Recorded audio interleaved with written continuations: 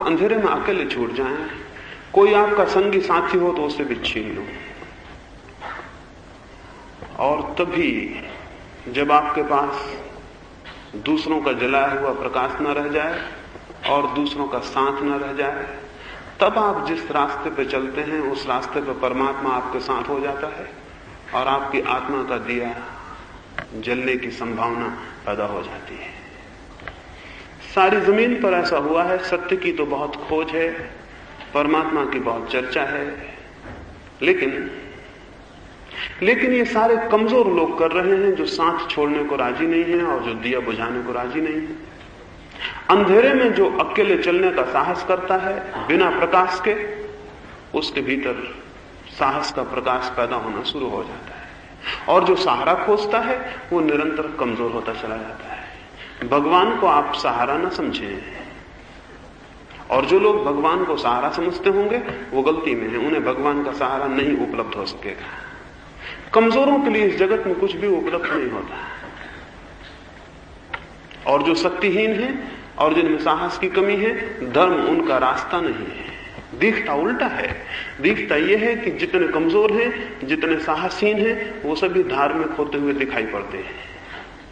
कमजोरों को, साहसहीनों को, जिनकी मृत्यु करीब आ रही है, उनको घबराहट में, भय में धर्म ही मार्ग मालूम होता है। इसलिए धर्म के आसपास कमजोर और साहसहीन लोग इकट्ठे हो जाते हैं, जबकि बात उल्टी है। धर्म तो उनके लिए है जिनके भीतर साहस हो, जिनके भीतर शक्ति हो, जिनके भीतर बड़ी दुर्दम हिम्मत हो, और जो कुछ अंधेरे में अकेले बिना प्रकाश के चलने का दुस्साहस कर सके। तो ये मैं प्राथमिक रूप से आपसे कहूं, दुनिया में यही वजह है कि जब से कमजोरों ने धर्म को चुना है, तब से धर्म कमजोर हो गया। और अब तो सारी दुनिया में कमजोर ही धार्मिक है। जिनमें थोड़ी सी हिम्मत है वो धार्मिक नहीं है, जिनमें थोड़ा सा साहस है वो नास्तिक है, और जिनमें साहस की कमी है वो सब आस्तिक है। भगवान की तरफ सारे कमजोर लोग इकट्ठे हो गए, इसलिए दुनिया में धर्म नष्ट होता चला जा रहा है। इन कमजोरों को भगवान तो बचा ही नहीं सकता, ये कमजोर भगवान को कैसे बचाएंगे? कमजोरों की कोई रक्षा नहीं है, और कमजोर तो किसी की रक्षा कैसे करेंगे? सारी दुनिया में मनुष्य के इतिहास के इन दिनों में, इन क्षणों में जो धर्म का अचानक ह्रास और पतन हुआ है, उसका बुनियादी कारण यही है।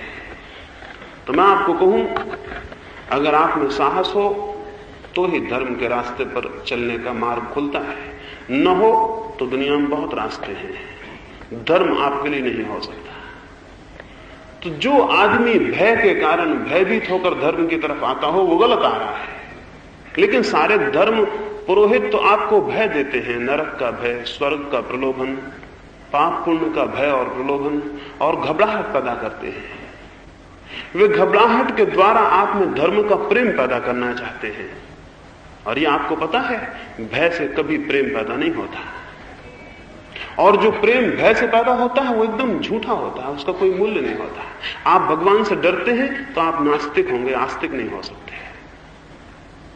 कुछ लोग कहते हैं कि जो भगवान से डरे वो आस्तिक है, गॉड फीयरिंग। जो ईश्वर से डरता हो, ईश्वर भीरू हो, वो आस्तिक है। ये बिल्कुल झूठी बात है। ईश्वर से डरने वाला कभी आस्तिक नहीं हो सकता, क्योंकि डरने से कभी प्रेम पैदा नहीं होता। और जिसको हम भय करते हैं उसे बहुत प्राणों के प्राण में घृणा करते हैं। ये तो संभव ही नहीं है। भय के साथ भीतर घृणा छुपी होती है। जो लोग भगवान से भयभीत हैं वो भगवान के शत्रु हैं, और उनके मन में भगवान के प्रति घृणा होगी। तो मैं आपसे कहूं, ईश्वर से भय मत खाना। ईश्वर से भय खाने का कोई भी कारण नहीं है। इस सारे जगत में अकेला ईश्वर ही है जिससे भय खाने का कोई कारण नहीं, और सारी चीजें भय खाने की हो सकती हैं। लेकिन हुआ उल्टा है, और मैं बड़े बड़े धार्मिकों को यह कहते सुनता हूं, ईश्वर का भय खाओ, और ईश्वर के भय खाने से पुण्य पैदा होगा, और ईश्वर के भय खाने से सच्चरित्रता पैदा होगी। ये निहायत झूठी बातें हैं। भय से कहीं सदाचार पैदा हुआ है? जैसे हमने रास्तों पर पुलिस वाले खड़े कर रखे हैं, वैसे हमने परलोक में भगवान को खड़ा कर रखा है। वो एक बड़ा पुलिस वाले की हैसियत से है, एक बड़े कांस्टेबल की हैसियत से। भगवान को जिन्होंने कांस्टेबल बना दिया है, उन लोगों ने धर्म को बहुत नुकसान पहुंचाया है। भगवान के प्रति भय से कोई विकसित नहीं होता। भगवान के प्रति तो बड़ा अभय चाहिए। और अभय का अर्थ क्या होगा? अभय का अर्थ होगा कि जो लोग श्रद्धा करते हैं वे लोग भय के कारण श्रद्धा करते हैं। इसलिए श्रद्धा को मैं धर्म की आधारभूत शर्त नहीं मानता। आपने सुना होगा कि जिसको धार्मिक होना है उसे श्रद्धालु होना चाहिए। गांधी जी को एक बहुत बड़े व्यक्ति ने जाके पूछा कि मैं परमात्मा को जानना चाहता हूं तो क्या करूं? तो गांधी जी ने कहा विश्वास।